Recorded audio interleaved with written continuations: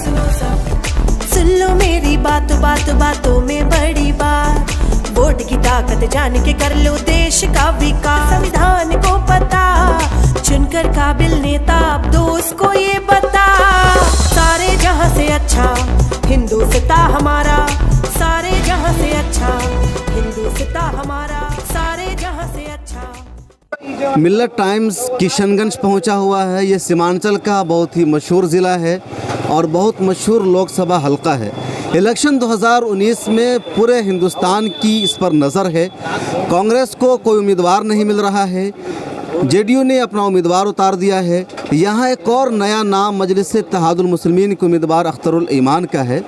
अब देखना यह है कि किशनगंज की आवाम क्या फ़ैसला कर रही है, किसको चाहती है। और यही हम चाहते हैं चाय की होटल में, चूँकि इलेक्शन के मौके पर चाय की होटल का बड़ा चर्चा होता है।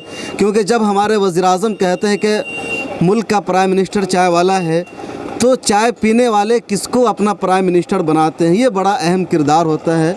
भाई साहब, इस मरतबा जो आपके किशनगंज का एमपी है वो कौन होगा? जेडीयू का कैंडिडेट होगा, कांग्रेस का होगा या किसी और का?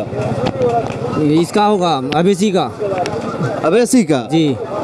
यहाँ तो कांग्रेस का गढ़ है ये। जी, कांग्रेस का घर है तो अख्तर का घर तो यही है। तो अख्तर का घर किशनगंज, जिससे आप अख्तर को चाह रहे हैं? बस जी, उसी को चाह रहे हैं। क्या नाम है आपका? अबू नसर।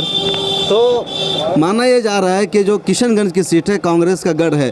कई बड़े बड़े लोग कांग्रेस से रहे, वो क्या बोलते हैं कि एम जे अकबर रहे, सईद शहाबुद्दीन रहे, असरारुल हक कासमी रहे। तो इस मरतबा आप लोग कांग्रेस को ही वोट देंगे या कुछ तब्दीली लाएंगे? कुछ तो कांग्रेस को भी जाएंगे, ज़्यादातर इसको आएंगे। किसको? एमआईएम जी, यानी अख्तरुल ईमान को। जी जी। जीत किसकी होगी, क्या अनुमान लग रहा है? जीत मेरे ख्याल से तो इसकी होनी चाहिए, अख्तरुल ईमान की। जी। आपका क्या कहना है चाचा? अख्तरुल ईमान का जीत है। अख्तरुल ईमान का साहब। अख्तरुल ईमान के बारे में कहा जा रहा है कि वो बाहर से आए हैं और वो मतलब बहुत दूर से आए हुए हैं, हैदराबाद की उनकी पार्टी है। तो उनका यहाँ क्या काम? उनका बहुत काम है यहाँ सबका भलाई करता है अख्तरुल ईमान, उसके साथ भी नहीं मिलेगा। वहाँ पर विधायक भी रहा वहाँ पर, समझे। वो हमको पार्टी से लेना देना नहीं है, से लेना देना है। हम लोग कैंडिडेट देख के वोट देंगे। अकेले रह के क्या करेंगे? कानून नहीं बना पाएंगे, कुछ नहीं कर पाएंगे, अकेले हो जाएंगे। अकेले रह के वो क्या करेंगे? चार खंबा को एक को हटा लिए, घर खड़ा रहेगा? रह सकता है? नहीं रह सकता है ना। चार के बीच में, तीन के बीच में एक को रहना जरूरी है, तभी तो घर खड़ा रह सकता है।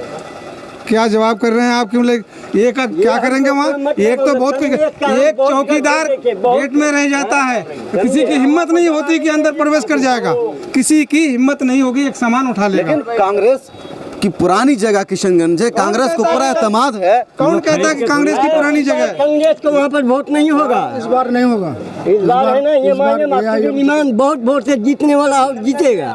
लोग कहते हैं कि जो एमआईएम है ना, ये बीजेपी को जिताती है, वोट काटती है जहाँ जहाँ। ये बात छोड़िए, ये वहाँ वाली बात है। हम लोग यही यहाँ का जो है ना, ये उसी को मिलेगा वोट और किसी को नहीं देंगे हम लोग। अच्छा, इधर जो चाय में भी लोग बना रहे हैं भाई साहब, क्या नाम है भाई आपका? अबुल करीम है। तो अब तो बड़े शरीफ से लग रहे हैं। कितनी मरतबा तक वोट दिया आपने? बहुत बार दिए वोट, बहुत मरतबा। तो इस मरतबा किसको दे रहे हैं? अख्तरुल ईमान को देंगे पक्का। जी पक्का। और कांग्रेस को क्यों नहीं? कांग्रेस देखो, कांग्रेस तो बहुत दिन वो तो काम ही नहीं किया हमारे किशनगंज क्षेत्र में। अख्तरुल ईमान विधायक में 2 बार जीता है, 5 साल अच्छा काम किया हुआ। भाई साहब, आप जो चाय बना रहे हैं, तो आपकी चाय तो आजकल बहुत बिकती होगी। इलेक्शन में जो सबसे ज़्यादा फायदा होता है चाय वालों का आता है। तो क्या अनुमान है, कितना कमा लेंगे इस साल? हम जितने भी कमा लेते इतने खुश हैं। तो मतलब आपकी आजकल रोजाना कितनी चाय सेल हो जाती है? बस आपको सर क्या बोले, हम जितनी भी बेच लेते हैं हम खुश हैं उससे। ये बताइए, आपकी चाय पीने जो लोग आते हैं तो क्या चर्चा करते हैं? इलेक्शन की बातचीत होती है या नहीं, या खेत खलियान की बात होती है कि उसका खेत वो कब्जा कर लिया, वो खा गया, क्या है? जी, इलेक्शन की बात होती है यहाँ पर। तो किसके फेवर में चर्चा चल रही है? हमारे तो पतंग वाले की चर्चा चल रही है ज़्यादा, अख्तरुल ईमान साहब के। अख्तरुल ईमान साहब जी। तो मतलब आप किसको चाह रहे हैं किशनगंज से? हम तो पतंग वाले को चाहते हैं, अख्तरुल ईमान साहब को। भाई ये कांग्रेस की पुरानी सीट है, कांग्रेस मुसलमानों की हमदर्द पार्टी है, जेडीयू से महमूद अशरफ कैंडिडेट है, वो पुराने लोग हैं यहाँ के। तो बाहर से आई हुई पार्टी को आपका इतना फेवर क्यों है? कोई वजह? बाहर और अंदर से मतलब नहीं है, जो हमारे यहाँ का है सरजमीन का, उससे हमको मतलब है। तो अख्तरुल ईमान यहाँ का है। अच्छा बताइए, अख्तरुल ईमान पहले एमएलए भी रह चुके हैं कई मरतबा, तो जब वो एमएलए थे तो कैसा था उनका कामकाज? बहुत अच्छा था, हमें तो बहुत अच्छा लगा उनका किरदार। तो ये बताइए, अख्तरुल ईमान के आप सपोर्टर हैं इतने बड़े, तो चाय आप उनके वोटर्स को फ्री में पिलाएंगे या पैसा लेंगे उनसे? क्यों पैसा लेंगे, क्यों फ्री पिलाएंगे? मजदूरी कर रहे हैं हम, मजदूरी का तो कुछ मिलना चाहिए हमें। और इधर भाई साहब, कौन मामा है? 99%।